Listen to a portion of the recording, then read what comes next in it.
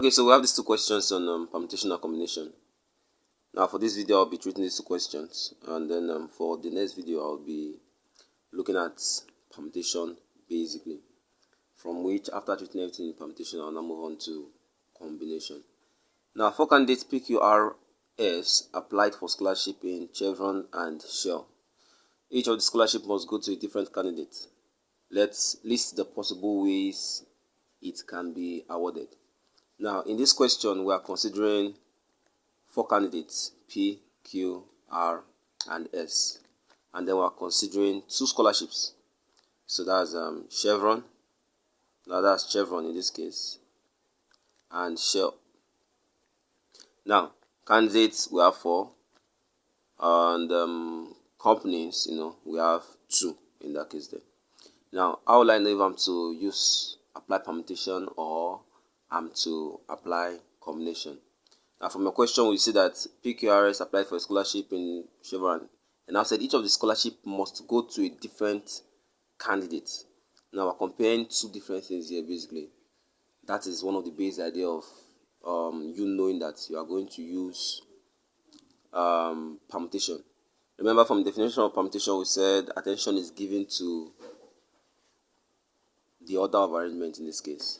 Now, in this case, they are specific to who the scholarship must go to, and that's why we are going to permutate. Therefore, we're going to have it as 4 permutation 2 to be equals to 4 factorial over 4 minus 2 factorial, and this is 4 factorial over 2 factorial, and this is 12. How? 4 times 3 times 2 factorial. 2 factorial cancels 2 factorial. 4 times 3 is what? 12. So it means it can be arranged relatively in 12 different ways, or it can be awarded in 12 different ways. Now, since we chose, we're working now 12 different ways. How? So we can now start permutating in this case. That's PQ, PR, PS. Then what else do we have? QR, QS.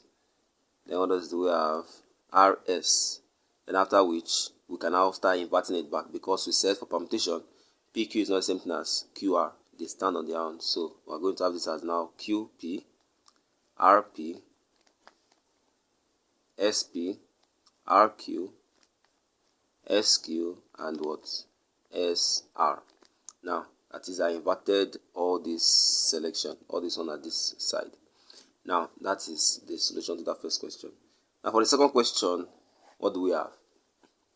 Out of 5 science club members of a school, ABCDE, just 3 are to be chosen to represent the school in an exhibition. In how many ways can this be done? This question also, how will I know if I'm to use permutation or combination? Now, in this case, we selected 5 science club members. So we have the members of a school as what? A, B, C, D, and E. Now, they are members of the school, and 3 of them are to be chosen.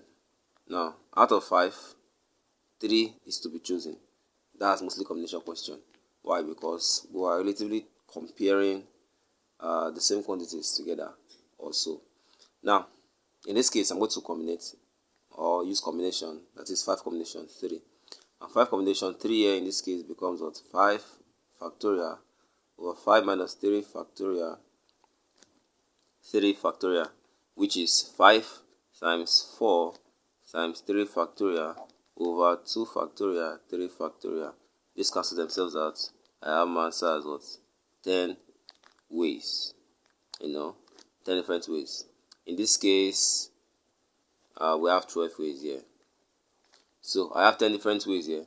Now, how will I now select them? How will I arrange the selection? Since we were told that 3 are to represent, how I'm going to arrange this 3.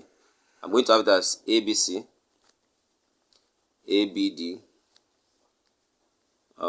ABE. What else do I have?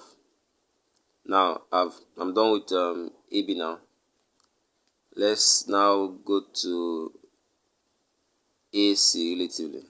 So we have ACD and we have ACE. Now I believe I should, okay, that's AC. Now let's go to AD. We have ADA.